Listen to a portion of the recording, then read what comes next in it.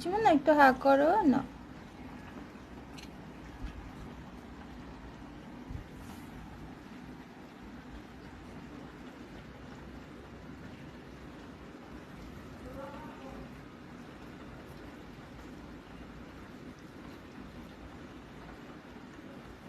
না হা করো, দেখি দেখি একটু হা করো।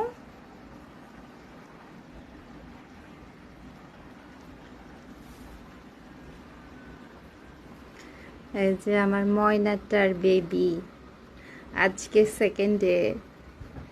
যে এই যে এনি হচ্ছে মেজো, এই অনেক দুষ্ট, কালকে থেকে অনেক বেশি দুষ্টামি করতেছে, একটু পুচিকে ঘুমাতে দেয় না, বদমাইশ।